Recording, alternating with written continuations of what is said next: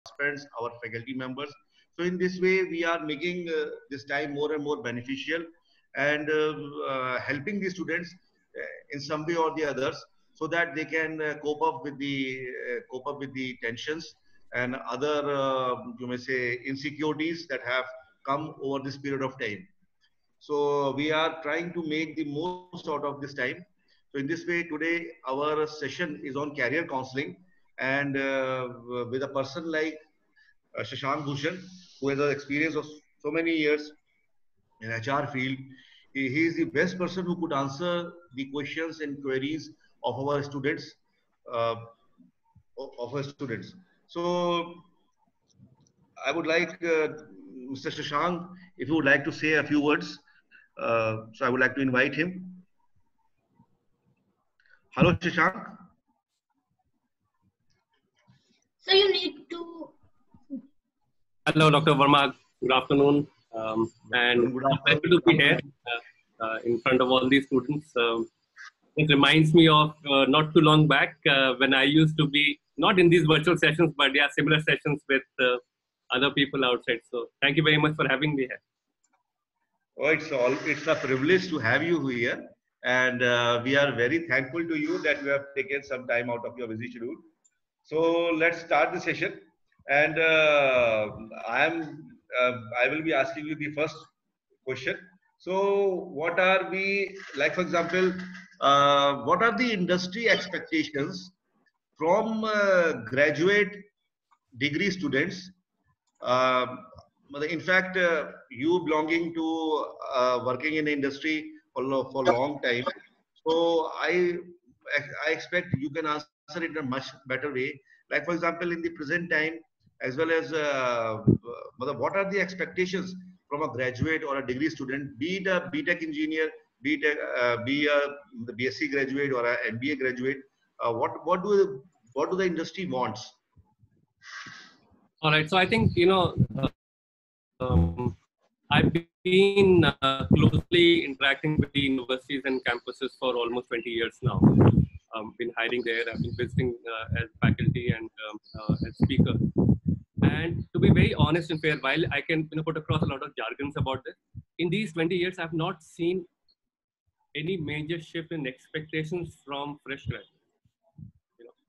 None of us in the industry expect that a fresh graduate will come with all the skills that we need and will be like a ready product who will get deployed on day one and so on and so forth. So the industry truly expects fresh graduates who are coming in the workforce to be flexible, to have that basic adaptability towards the changing times. One of the biggest strengths of youth compared to people of the other generations is that you read the situation well. You're more in sync with the times and therefore are more capable to deal with the fast changing scenarios. And by the way, industry is not changing fast today.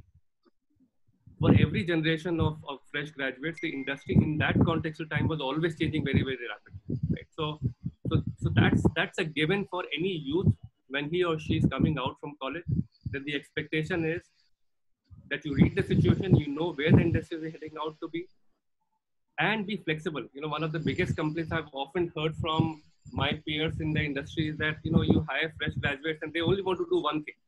And everybody wants to work on the latest and greatest technology. Not everybody is going to work on latest and greatest technology. Not everybody has the aptitude or attitude towards being able to work on latest technology. So understand your strengths, understand, what do you want to do, be realistic about what you should be expecting. And then, and like I said, the word that I keep using again and again, be flexible. It is when you come out from the college, be like a sponge to absorb, what you hear, what you see, what you learn. And then as time comes, and Dr. Verma, you and I both have started off at some point in time about 25 years back or so. Nobody gets what you want on day one, but you eventually get it. As time progresses, as you build skills around you, you build more depth in your personality and your knowledge base, etc. You get what you need. So some amount of patience and a lot of flexibility, adaptability, I think are a lot more key than mere technical capabilities that people bring to the table. Very well said. Very well said. And I think that is the, you may say, the context in the context of for our new students, somebody who is just graduating or graduated. These are the few very well said words which he should remember while going or working in a company, because nothing comes on the very first day. You have to take it as it comes, and you have to accept each and everything, and then go ahead, and with time you will earn each and everything. So very well said. Now I will like Dr. Divya Mishra to ask the next question. Yes, sir. So can you guide our participants on how can they prepare themselves for the companies and how they can bridge the industry and academia gap? I think it's a very large question, and there are multiple players in this entire piece of preparing for being future ready, preparing for what the industry might be looking for. So first of all, I would say you and I sometimes underestimate how much the students already know. Right? I think the students already know what's happening in the industry. They already know what they need to be doing. The role that we have to play, both on the side of the industry and the academia, is to provide that platform that students can come together, discuss. And I think this is a brilliant platform because, and I'm sure, like Dr. Verma said before, this is not the only session. There are many sessions happening like this. This is a wonderful forum for students to really get a perspective of what would be expected from them in the times to come. Now that since you have some basic awareness of what is required, and I'll just take an example, and not necessarily a very exhaustive one, but just a point on things. On the technology side, the kind of organization that I represent, I had a company called BMC Software. It's a product development company, and we do a lot of cutting edge technology work. Right? So we're working extensively on artificial intelligence and machine learning. We're using RPA and IoT, and a very heavy dependence on data science because we generate so much of data, to make sense of that. And artificial intelligence and machine learning is dependent on how data is, curated, right? So that's an area that the students should really think about. That is that something that they should prepare on. But I'll again backtrack on that and say it is not necessarily the newest of the technologies that are fulfilling for people. The industry is always at a point of inflection. It's not that it happens once in 3 years, 5 years, 10 years. Think of this, that 20 years back or 25 years back, by the time actually I came out of the college and I was exploring my career options, everybody said mainframes as computers is dead. There's no careers on that. Nobody teaches mainframes any longer across the industry. Right? But mainframes is not only alive, it is actually growing.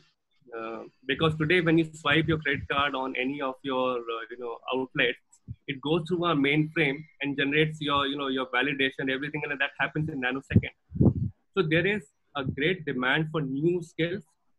So prepare for that if you can. But if you have the attitude towards learning some of the legacy skills, there is a big market out there for people who can build something on the legacies. So know yourself, know what your expectations from your career is, where your strengths are. There are, unlike 20 years back, today there are a lot more education counselors available. There are a lot more online tools available for students to go find out where their true interests are, and not just what everybody else or my peers are doing or what you're hearing or what you're reading on the internet. You get to do a lot more introspection basis these tools that are available. So spend some time in doing that and then say, okay, this is what I want to do, and this is the area that I need to build skills on. Because a delicate technical campus cannot prepare a student. It is impossible to prepare the student for any kind of career options or opportunities that are coming in. Thank you, sir. And I'm sure this answer will help our participants to understand the current scenario and see the big picture. Yes, very well said, Shashank. I think I think the students will certainly benefit, and all the students, not only from computer science background, other students who are from mechanical or civil engineering or from electronics background, they should also try to learn from this everything that is new in the market uh, doesn't mean that you have to every time learn something new. Some old technologies who are still in the market are also very relevant, and you can go and learn them and still earn a name for yourself in the industry. Now I would like Dr. Bharti Shokeen to ask the next question. Dr. Bharti. Thank you, sir.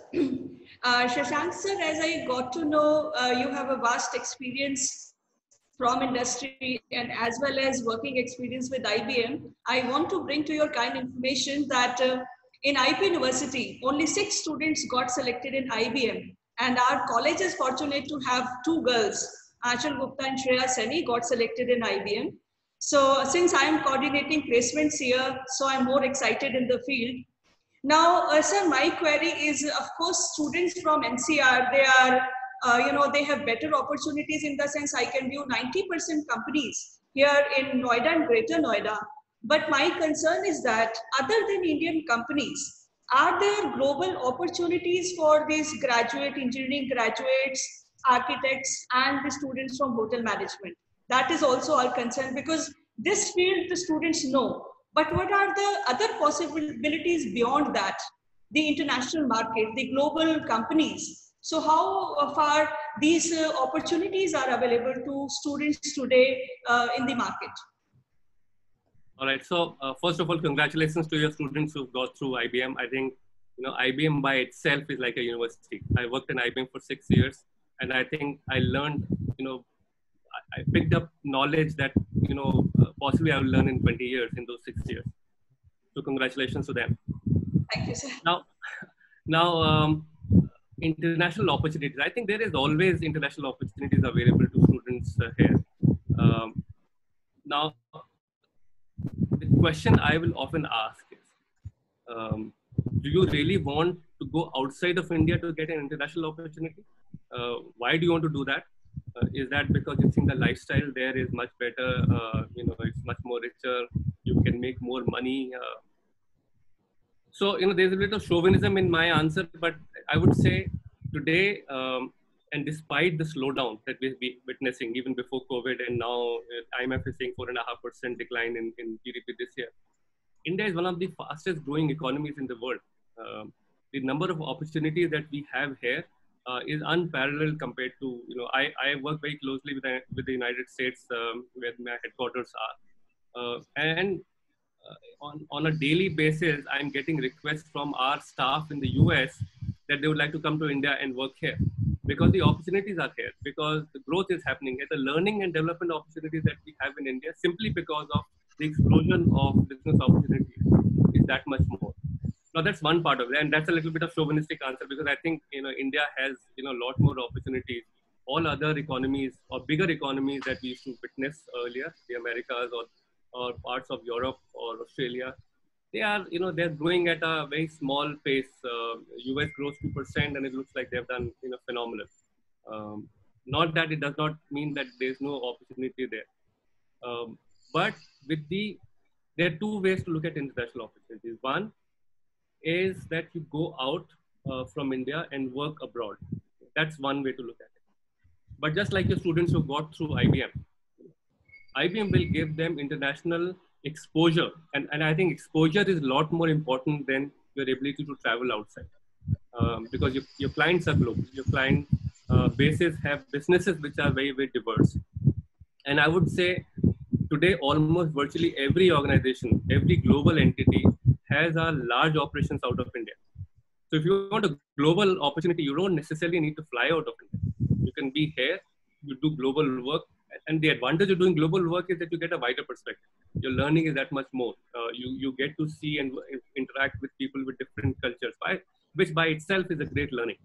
Right? So I would say, whether it's hotel management or technology or business management, I think India is the place. India is the key player in the world insofar as giving opportunities for growth for every organization. Otherwise, despite all the bureaucratic hassles that we have, despite all the turmoil that the country goes through, every other day you're hearing that somebody, some big entity in Europe or America is setting up shop in India or a factory or stuff like that. So,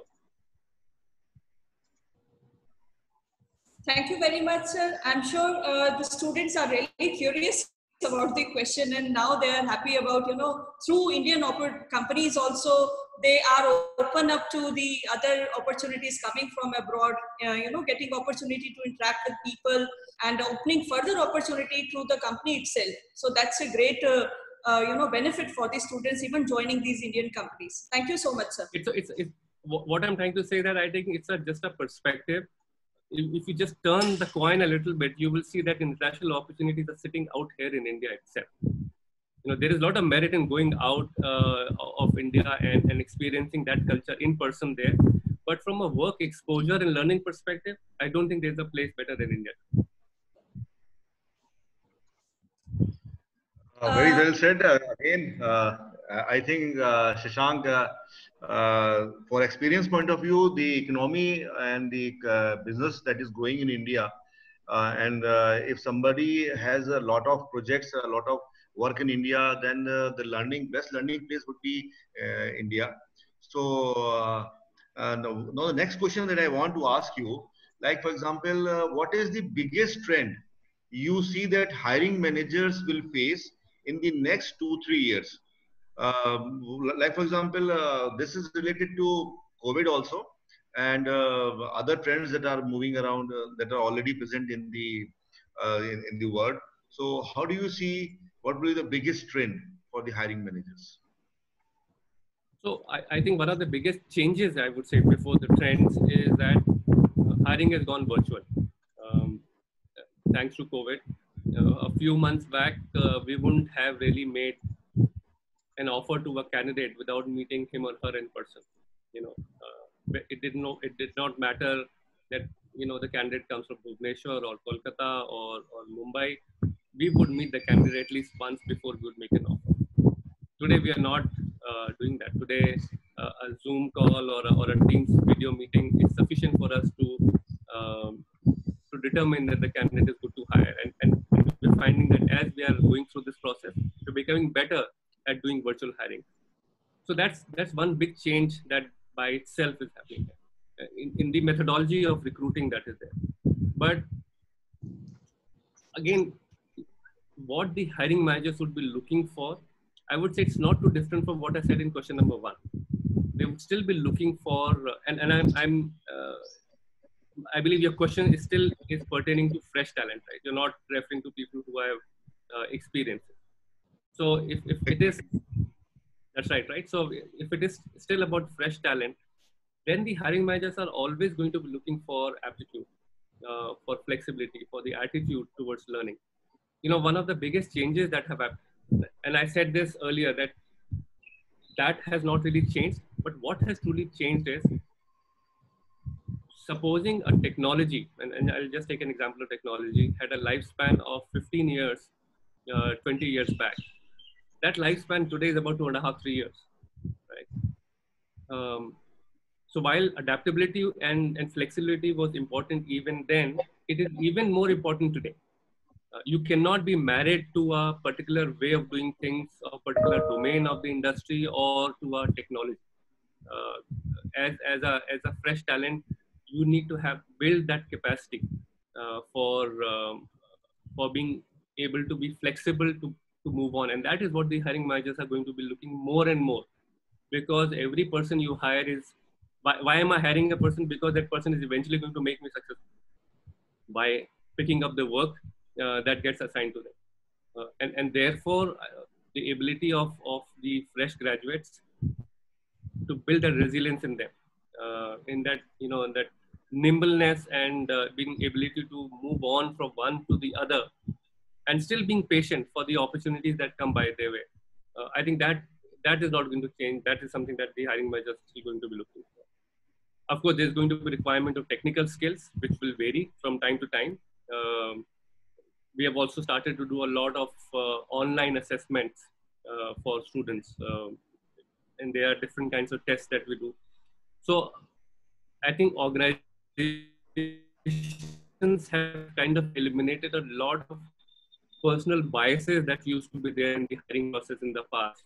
I like you, or the way you answer, the way you talk. I think some of those are going out, and more data-based hiring processes are kicking in now, thanks to the availability of technology and the resources that organizations have.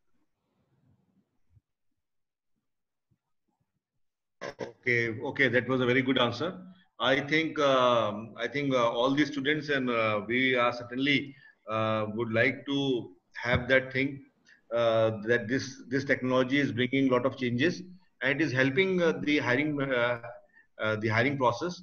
So now I would like Dr. Divya Mishra to ask the next question, and I think Dr. Divya, please.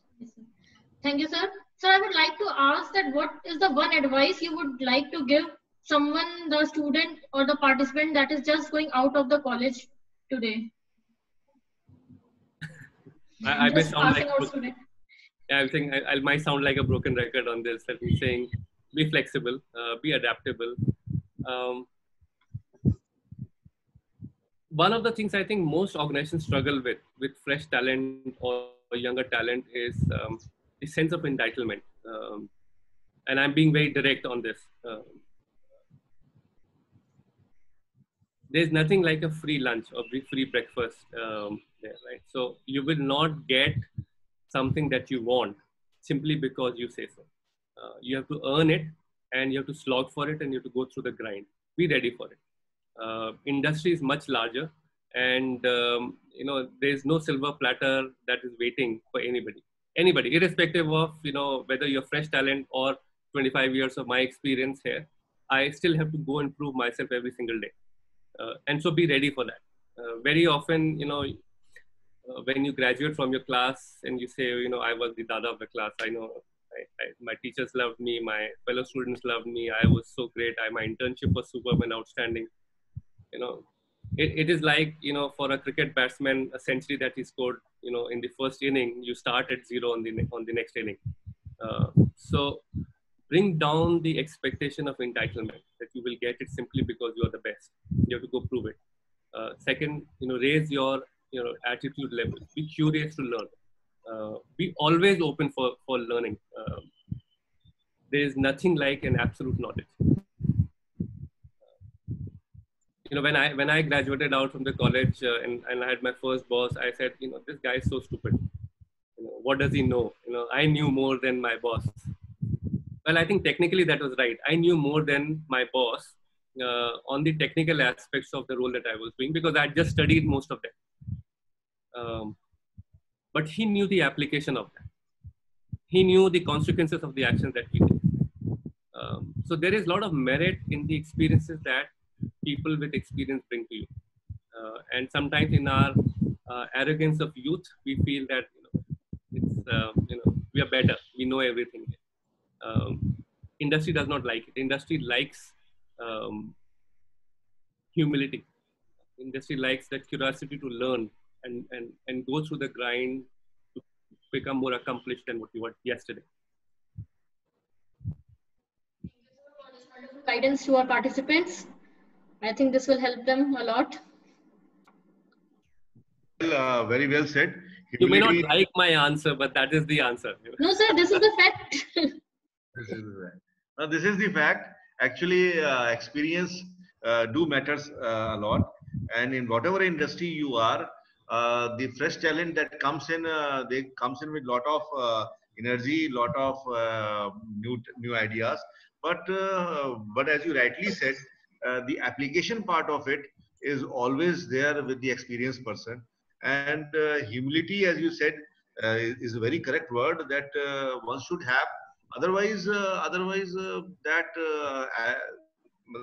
candidate will not be able to learn anything new, because once and unless and until he shows humility towards his seniors, nobody is going to share his experience, share his knowledge with him. So then he will just be what he has learned, and he will be left as it is. So So very rightly said. Now I would like Dr. Bharti to please ask the next question. I think we are making it a more or less monotonous, but I think our students will benefit from. Students are having some queries, sir. They are also posting the queries on the chat. We will be asking. So we can ask them in between. If you have one query, you can go ahead and ask. Then we will take Dr. Bharti's questions. First, you ask the students' query. Okay, sir. So I am having 2-3 queries from the students. Let's take first query. So there is a student of our second year BTech CSE, and he want to know that a student of second year of CSE branch wants to go for the higher study outside the country. How he is to manage and balance the college studies and the GATE and GMAT, SAT, IELTS exam, which need continuous effort from the second year itself. How is that student supposed to coordinate his approaches? How he should make a balance between the preparation as well as college studies? Can I be completely blunt on this? Yes, sir. Whose desire is it? Yes, sir. Whose desire is it? This is the desire of the student that, while I'm doing engineering, I have my eyes set on doing my master's in the US or Australia or England, wherever you. Every single human being has 24 hours in a day, 365 days in the year. But if you're driven to do something, you will find a way for finding those hours that you need to do preparation for your future. And that's the investment that you're doing only in yourself and nobody else. It is not that you're doing it, to your parents, to your teachers, or to your friends. You're doing it in yourself. So if that means that you will possibly sleep an hour less, so be it. Does that mean that you will probably not play your Xbox or PlayStation for on the weekends? Maybe yes. Maybe you pick up additional classes. Maybe you do internships with different organizations that helps you prepare for your GATE, because you have to write a synopsis and a big document about your accomplishments and how you are capable and suitable for that particular university. So don't wait for the internship opportunity that your college gives you as part of the curriculum. You could do week-long, 2-week-long, 5-week-long internships, even 6 months internship while you're doing your studies there. So the answer is within you. It depends on how hungry are you to go do your post-graduation outside of India. I think the answers are going to be with you. I can't tell you. Nobody can. Your professors can't tell you how you are going to manage your time. The time is personal and yours. Sure, sir. Thank you, sir. I think this must clear the doubt. Okay. Then I would like Dr. Bharti to go ahead and ask the next question. Sir, my question here that is little tricky. I don't know. How should I explain it? Say, for example, you have experience of 20-25 years. You get that lot of experience, you have confidence, and then you are now in a position to set up your own company. But when they graduate after getting a degree, rather than working in a company, he has dream of setting his own entrepreneurship, right? So having such dreams without zero experience. So now the question is, can students take up entrepreneurship after their professional work? Is it advisable? Second, my question is, do these professional courses empower these students to start their own venture? Do you feel that experience is required, or the courses themselves, they are sufficient with a lot of experience? Because experience is required starting your entrepreneurship. And then being a fresh graduate, can they do it? Should they start a venture? I'm a big believer in practice. Nothing, you can learn from best of the professors and study different courses. You will learn, and you will only learn so much. But the best learning happens when you do something, when you exercise that muscle that you build in your brain. So by all means, I think this is the best time for people to go entrepreneur. in the history of the industry, this is the best time. There's enough funding available. There are enough problems to solve. You have a market which is a global market now. It is no longer that to NCR. Forget, 20 years back, if somebody had to start a business, the guy would look and say, in my neighborhood, what can I do? Right? Now your neighborhood is the world. Right? So there's so much more opportunity available there. You have so much experience available around you that you can leverage.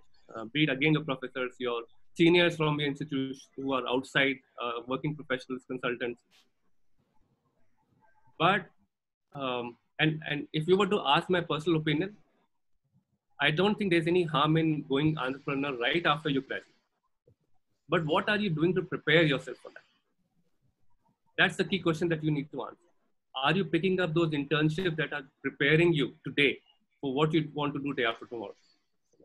What kind of skills are you building upon? If you want to go become an entrepreneur, what problem are you solving? Is that problem realistic? Is that truly a problem or not? Do you think you will be able to manage the funding that you need? Can you manage for some time, a year and a half on your own before somebody is going to put seed capital on or some money on? Do you have that capacity or not? So I think there are many things that goes into it.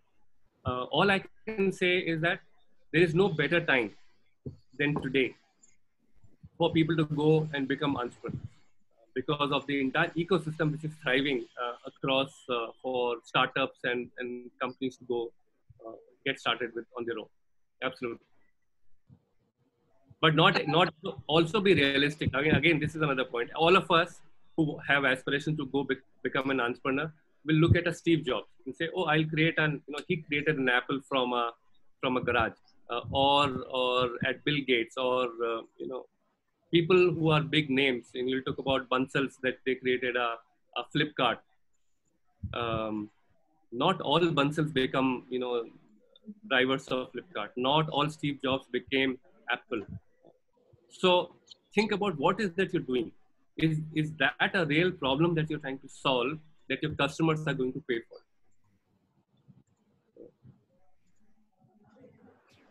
Thank you so much, sir. Actually, the question popped up because in Delhi Technical Campus, especially the CS students, many of them, they got placed in 3-4 companies. So that gave them so much of confidence that if, companies that too are not those small companies. One girl who got selected in IBM, she also got selected in TCS. She also got selected in Infosys. So then the students, they start dreaming that if they have those skill set, if they can crack interview in such big companies, so why not to start their own entrepreneurship? They do got that, that brain, those skills. So that was a relevant question the students were curious to. But yes, that was one concern, that without experience, can we do that? But yes, your answer is so relevant that we have so much of opportunities available, fundings available, global market is looking forward to you. So that is a really interesting, reply to the students that will really benefit them. Thank you so much, sir.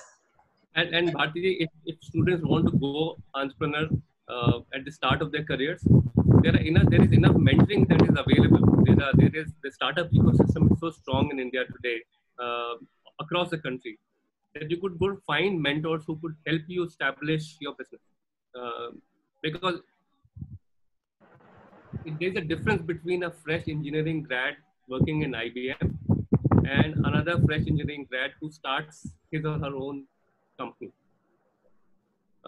When you start your own company, you are the security, the office boy, the photocopier, the coder, and I'm just taking technology as an example, the salesperson, the after salesperson, all of that packed into one or 2 or 5, whatever that number might be. Whereas an IBM or a Infosys gives you an infrastructure of 400,000 people who help you become successful as as an employee, right? So these are not necessarily comparable situations. I think entrepreneurship is a mindset. It requires a different mindset for you to be successful. So if you have it, great. If you have it, go look for people who will help you become successful. And which is why I am a big supporter of the philosophy of finding the right coaches and mentors. People who can help you, guide you. You don't know everything. You don't, Yes. start with the premise that you know little, and there's a lot that you need to learn. Now, you're not going to learn that at an IBM because you're not going there, you're starting your own shop. Then you learn, and you still need to find somebody who will help. Yes, sir.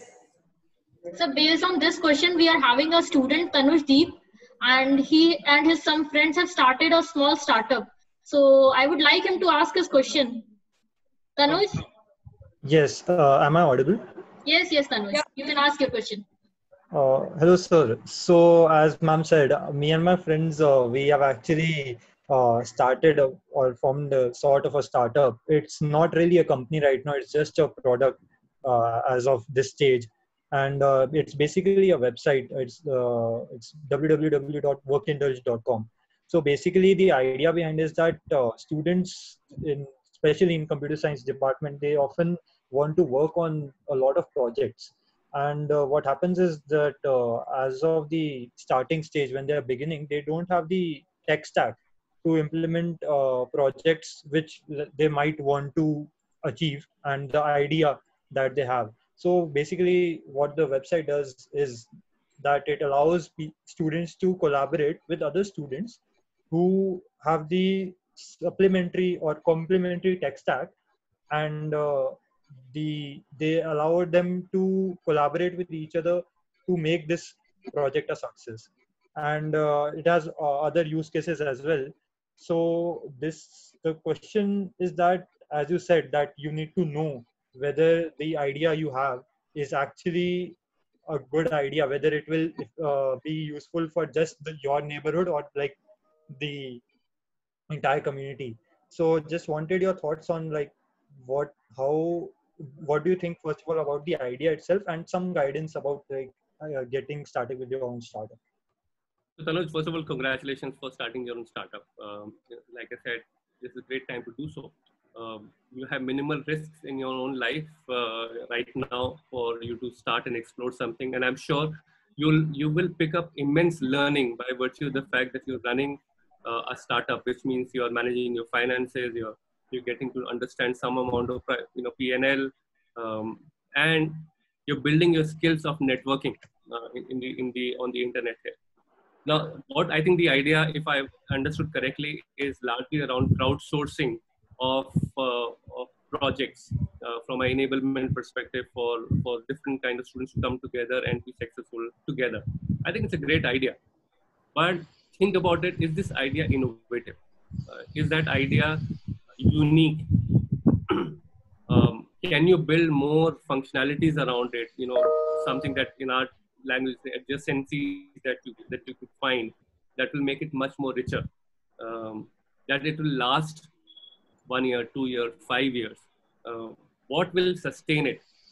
What kind of, so today you're not thinking about it like a company, but if you really want to take it forward, you have to start thinking about how much money do you need, how you're going to get that money in.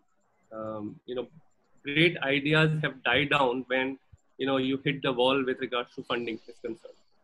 So this is perhaps the best time for you to start thinking about all of that today, and which is why I will again encourage, find out what your startup ecosystem is available in NCR, and start attending maybe meetings with them. Sometimes you just walk over there, what kind of work is happening there. It will also give you a lot of idea, and you will find mentors who will help you, guide you, handhold you in fine tuning your idea and making it maybe have a wider reach that you are looking for. Yes, thank you very much, sir.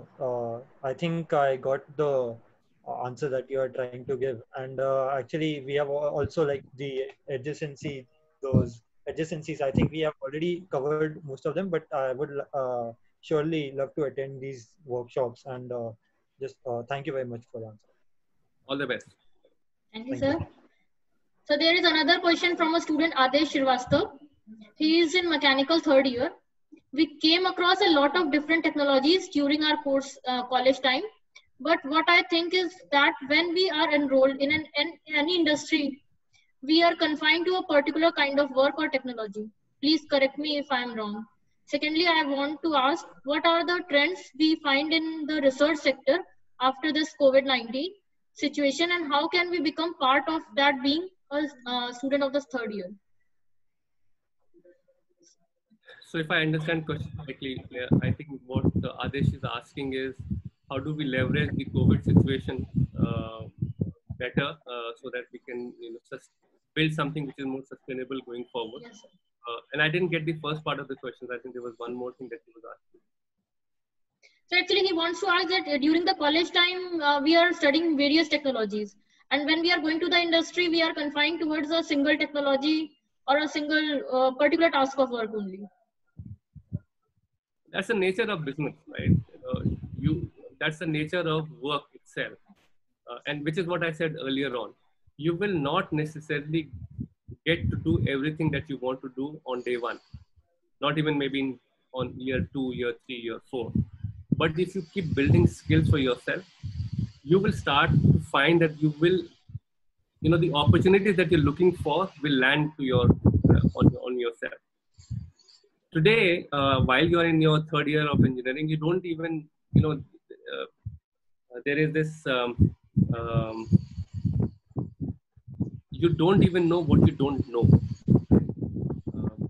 So I think we need to get over that hump of understanding what all is work. You're right, absolutely. Most companies will hire you for something and they'll say, do this, become an expert in this. And there are multiple ways to build your career. One is that you go deep down on a particular technology or a kind of work, right? And become an expert in that. And the other is that you remain at surface and you broad base yourself and do many things. I think there's space for all kinds of people in that sense. And organizations encourage different behaviors and different kinds of learning for people, depending on what aptitude they bring to the table. Right?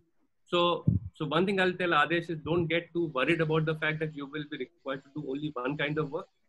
Neurologically, if you go, brain can only do one kind of thing at a time. You can't, it's a fallacy that we can multitask. Similarly, you can only build skills in a particular area at a given point in time.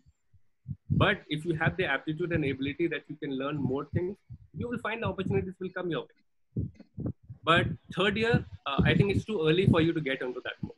I think there is a lot more, you have a lot of time. I mean, think about this. Career is not a 100-meter sprint. It's a marathon. So think of that you don't have to tire yourself out in year one by trying to say, मैं ये भी करूँगा, वो भी करूँगा, और सब करूँगा, और कोई काम नहीं करेगा. Everybody has to do work, right? Whoever is around there. And you're going to last in your career for 25, 30, 40 years maybe. So what if it takes few years for you to learn something? You've got another 30 years to go forward. So don't lose that perspective that it is not that you have to finish the race in 9.5 seconds.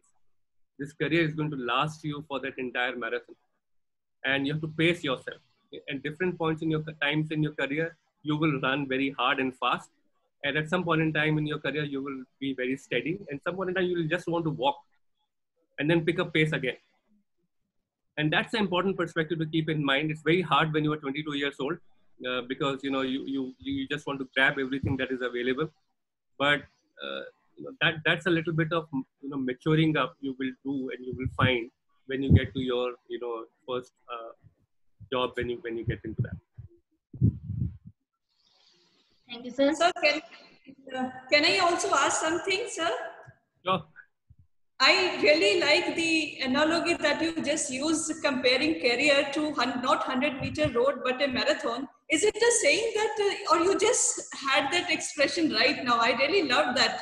Comparing career with not 100-meter road, it's a marathon. Such an amazing expression. The analogies are always helpful because you get the right perspective. Right? So, thank you, sir. So there is another question from our participant. That what engineering resources do you use to stay on top of the latest news, technology and development in the field? What resources do I use? Yes, sir. I'm a voracious reader. I read everything. If I go to the shop and the shopkeeper gives me something in a paper bag and it's a newspaper paper, I will probably read that as well. So that's something that is a source of information for me. I also do a lot of, I think I'm quite technically adept.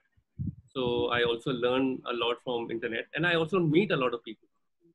I think I'm fortunate that way, that my profession, my job also makes me meet very, very different kinds of people. Different people who come with all kinds of skills, age groups. And this is something that, a boss gave me as a feedback about 10 years back, is that, and I used this word earlier, that you are like a sponge, that you can absorb things from others. And I think that's largely true. Even while having this conversation, I think I'm picking up things from all of you, which is going to enrich my own, base of knowledge, and learning never stops. So I don't know. That was a very vague question, and so my answer is going very little vague here. But let me know if that answers or not. Sir, I think that is going to help the participants. And the next question is from Sandeep. He's a third-year student, and his question is: our interest in developing part like Django, but in the product-based companies, they ask for the programming language, data structures, and algorithm plus competitive programming. Our question is, should we focus on developing part or the requirement of the problem-based companies? Basically, he wants to ask that where should he focus while preparing for the placement or for the company interviews? I don't think at the placement level, the companies are really getting deep into how much technology do you know. I mean, I think you will be asked to write basic code. I doubt any company is going to, give you a complex problem and say you code it and show it to me right now. That does not happen. For your placement interviews, if I were an interviewer, I would look at basic aptitude towards what have you learned. What has been part of your curriculum. One of the challenges that a hiring manager faces today when he goes to different colleges is that because many universities have gone autonomous, the courses are not necessarily the same. And therefore, we see students with varying levels of technological capabilities. Some of them with new technology skills, some of them with relatively older ones. And therefore, the job of the hiring manager is to try and find a balance to get to understand whatever have a student studied, has he or she understood that or not? Can he or she apply that to a code or not? Can he or she explain that solutioning rather than just coding part of it? Does that individual have the ability to explain it from a solution perspective or only from a perspective of a problem? So I would say don't worry about the technology pieces here so much. Try to bring more clarity in your ability to think through the problem from a solutioning perspective. Thank you, sir. Sir, another question, that if a student wants to start a freelancing in the industry, what kind of skill set is necessary to start for a particular digital marketing area, particularly in the digital marketing area? I think you'll need capability. So digital marketing is a big field, by the way. So it is not just about setting up an internet capabilities for a company or a communication channel or whatnot. So build skills in the area that you want to focus on. Second, freelance work at the start of the career. I would really, not be very, very confident that I will have the capabilities to do freelance work without learning what a company is really looking for. Digital means different to different organizations, even today, and therefore, how would you create an offering to a customer when you have not been in that environment even for a day? So consulting sounds very fancy, but consulting requires a lot more in-depth knowledge, experience into the domain, into the technology, into the customer environment. And so my suggestion, especially on this one, would be before you aspire to be a consultant, be in that shoe yourself. Thank you, sir. I think that's all, sir. Okay, well, I think a lot of questions has been asked. One last question I want to ask you. Most of the students come and say, sir, how can I, in fact, you may say, make the most out of my strengths? One of the questions that is being commonly asked in interviews, etc. What are your strengths and weaknesses? So the students always get confused, and they say, sir, what should we mention as our strengths, and what should we mention as our weaknesses? So there is one more question related to this. For example, how can we make the most out of our strengths? So if you can answer this question. You're almost asking me to, reveal the questions, or, on behalf of the question paper leak ho raha hai ye. Sir, we should be having some advantage now. All right. So, this question is very, very vague, and not your question. I'm saying the question that people ask as to what your strengths are or what your weaknesses are. Logically, most interviewers are looking for answers that resonate with them personally. Second is, the second reason why this question is asked is about how much are you self-aware as a candidate. So supposing I go into an interview and somebody asks me, what are your strengths? And my articulation is very poor, and I say I'm a great communicator. It does not necessarily tell the candidate that I am a great communicator or not. It just tells the interviewer that I have very little understanding of my own strengths. Or another question that is often asked is, what has been your biggest failure in your life? Now, the whole idea behind that question is how much are you aware about what did not work for you and why? So do you have clarity of thought or not? It is not necessarily to pick holes onto the candidate and say, oh, you are weak in this, or you are weak. There's nothing like a weakness. There's always an opportunity. So this question requires a lot of deep introspection. For, what happens usually, and this is my experience, when you ask this question, candidates take it very, very casually. Most people say, my strength, I'm a very hardworking person. Okay, no. But that's a given, right? When I'll not be interviewing you if you were not hardworking. Or people will say, I'm very good with people. Now, again, that's a very basic requirement of being in the society, right? That you have to be good with people. Or your area improvement or weakness, and people try to paint, I worked so hard that I fell sick. Interviewers are not looking to hear these kind of stories. Interviewers are only trying to make a judgment and assessment. How honest are you? How open are you for hearing from others? Do you really understand yourself or not? So I don't know, again, my answer is, all over the place on this, but this question is know that this is a mind trap. I've seen a lot of good candidates who would have sure got an offer, have fallen into the trap and given stupid and silly answers that eroded their credibility in the eyes of the interviewer. As an interviewer, one of the things that I care deeply is, do I find the candidate truthful or not? Do I find the candidate, someone who displays high integrity or not? I'll just give an example that there was many years back, I was hiring in BITS Misra in Ranchi, and a candidate came, and then everything happened, we were not too sure about him, and he had some gaps in his results. He was about to leave, and then he said, sir, can I speak freely for 2 minutes? I said, yeah, sure.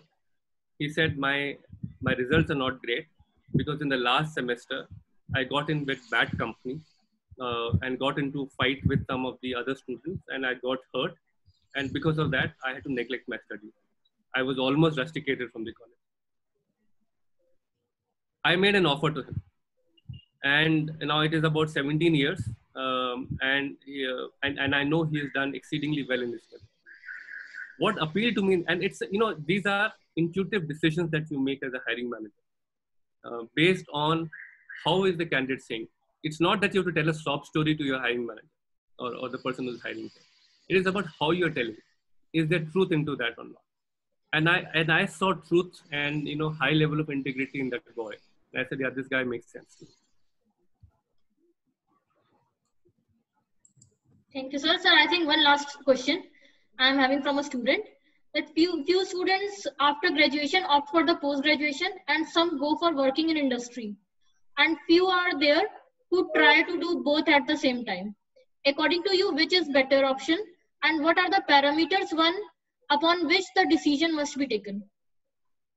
I think there is no perfect answer to this.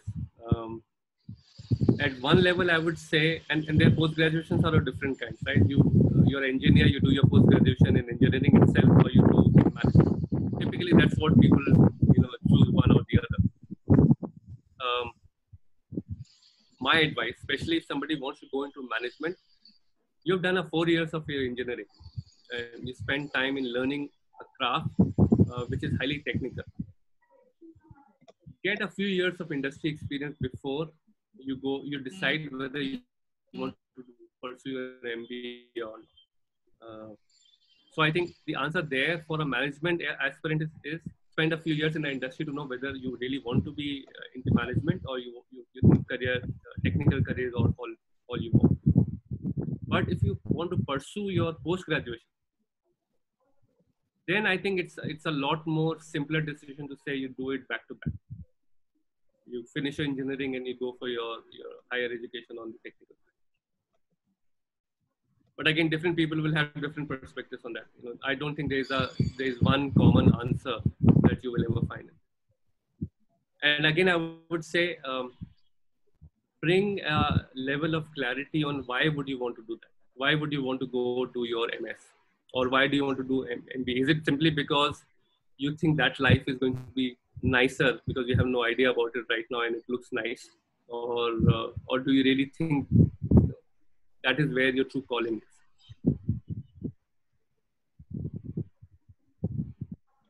Thank you, sir.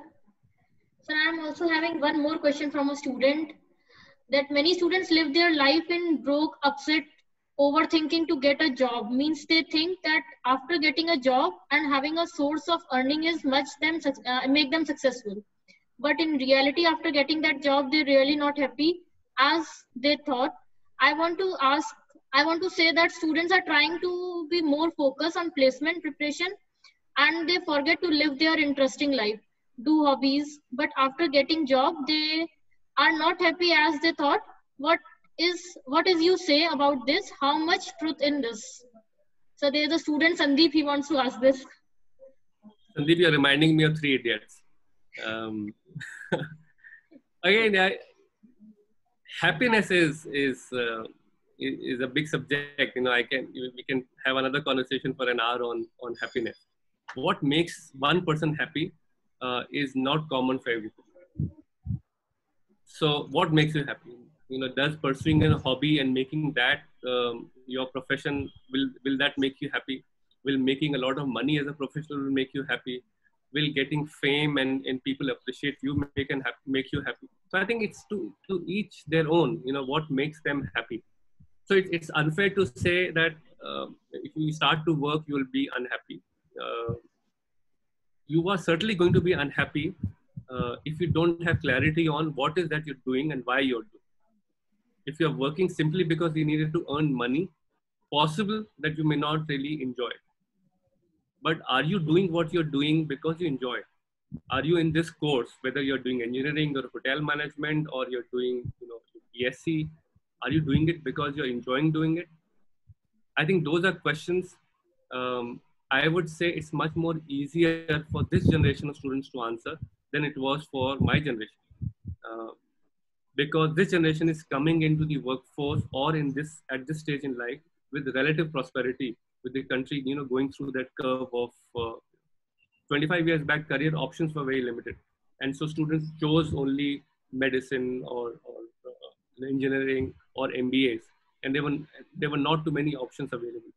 Today, students have a plethora of options available, including making your hobby your profession. So choose wisely. Think about this. Talk to people. Go to counselors. you may not have all your answers. Don't try to do things simply because it looks glamorous, because your best friend picked up something. That is not the reason. That is not going to keep you happy. It may keep you happy because you may spend more time with your friend for the next few years, but your life is lot longer than those few years. And again, I'll say, you have the opportunity available today that was not there before. So, which means you want to do fashion designing. You're interested in that, so pursue that rather than doing engineering. Or in engineering, you're doing computer science simply because you think it's easier to land a job, but your interests are actually in automobile. It will make you unhappy. So think and choose wisely. Happiness is too complex for us to decode in a in a conversation like this. But it is personal, and so you would have a better understanding.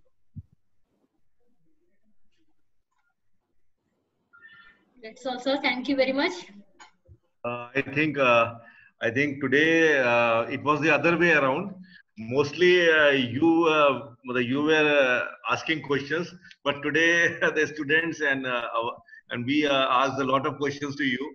So I think all of us, all the students and all the participants have benefited a lot. And once again, I think we were very privileged to have you today on our platform. At Delhi Technical Campus, certainly we would like to have you again with lot more students and because there were many questions that left unanswered today. But since the shortage of time, we have to wind up the session today. But from all the staff and all the faculty members, we once again thank you for sparing some time for us. So we thank you a lot, and thank the all other guests and all the faculty members for being a part of this webinar.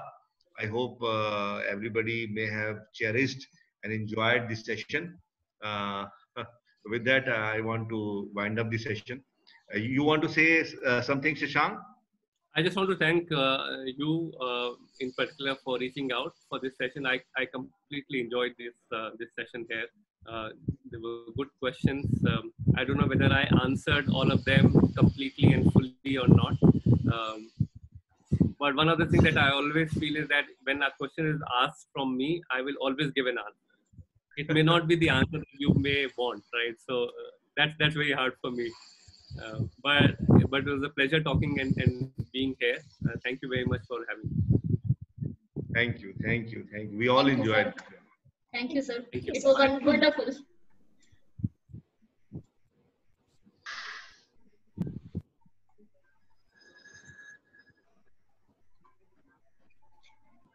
Thank you, all the participants.